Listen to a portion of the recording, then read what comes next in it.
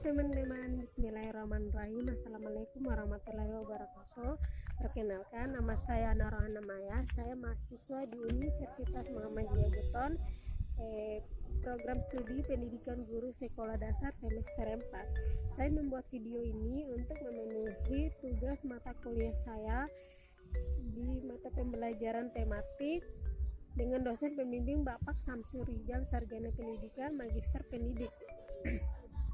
Landasan pembelajaran tematik dan sejarah berlakunya pembelajaran tematik di Indonesia. Landasan pembelajaran tematik memiliki 3 landasan, yaitu landasan filosofi, landasan psikologis, dan landasan yuridis. 1. Landasan filosofi sangat dipengaruhi oleh aliran filsafat karena pelaksanaan pembelajaran tematik merupakan implementasi dari kurikulum yang berlaku. 2. Landasan psikologis, di mana landasan ini sangat diperlukan di mana dalam menentukan isi atau materi pendidikan pelajaran tematik diberikan kepada siswa agar tingkat keluasan dan kedalamannya sesuai dengan tahap perkembangan peserta didik. 3. Landasan yuridis, di mana dalam landasan pembelajaran tematik berkaitan dengan berbagai kebijakan antara peraturan yang mendukung pelaksanaan pembelajaran tematik di sekolah. Sejarah berlakunya pembelajaran tematik di Indonesia.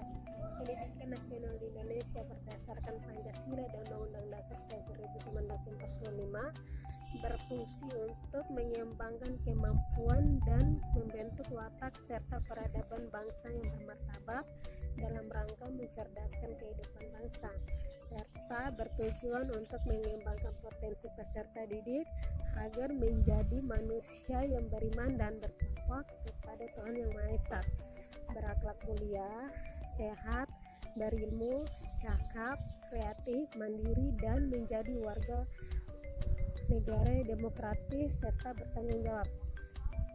Undang-Undang tahun 2003 nomor 20 pasal 36 menyebutkan bahwa tujuan pendidikan nasional dapat diwujudkan sesuai pengembangan kurikulum yang berdasarkan standar nasional pendidikan.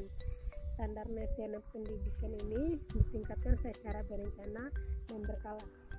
Menurut Bell, dalam buku Abdul Majid, pembelajaran terpadu berawal dari pengembangan skema-skema pengetahuan yang ada dalam diri siswa.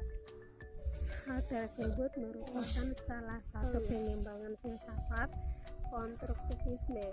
Salah satu pengembangan tentang proses konstruktivisme dalam pembelajaran adalah bahwa dalam proses belajar, perolehan pengetahuan diawali dengan terjadinya konflik kognitif, di mana konflik kognitif atau konflik mental yaitu konflik antara siswa dan media belajarnya atau apa yang lagi dipelajarinya. Ini hanya dapat diatasi melalui pengetahuan diri siswa itu sendiri, sehingga akhir proses belajar pengetahuan akan dibangun sendiri oleh anak melalui pengalamannya dari hasil interaksi dengan lingkungannya. Pembelajaran terpadu sebagai satu konsep dapat dilakukan sebagai pendekatan belajar-mengajar yang melibatkan beberapa bidang studi untuk memberikan pengalaman yang bermakna kepada anak. Dikatakan bermakna karena dalam pembelajaran terpadu anak akan memahami konsep-konsep yang akan mereka pelajari, yaitu melalui pengalaman langsung dan menghubungkan dengan konsep lain yang sudah mereka pahami. Kegiatan pembelajaran terpadu mengadukan materi beberapa mata pelajaran dalam satu tema. Dengan demikian, paling tidak pelaksanaan belajar mengajar dengan cara ini dapat dilakukan dengan 2 cara. Pertama, 1, materi beberapa mata pelajaran disajikan dalam tiap pelajaran, sedangkan cara kedua, setiap kali pertemuan hanya menyajikan satu jenis mata pelajaran saja. Pada cara kedua ini, keterpaduannya diikat dengan satu tema.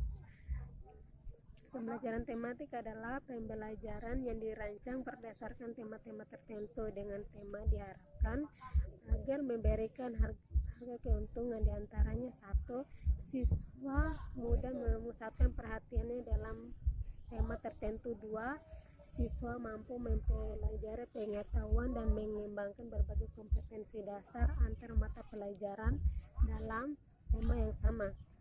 Tiga, pemahaman terhadap materi pelajaran lebih mendalam dan berkesan. Empat, kompetensi dasar dapat dikembangkan lebih baik dengan mengaitkan mata pelajaran lain dengan pengalaman pribadi siswa.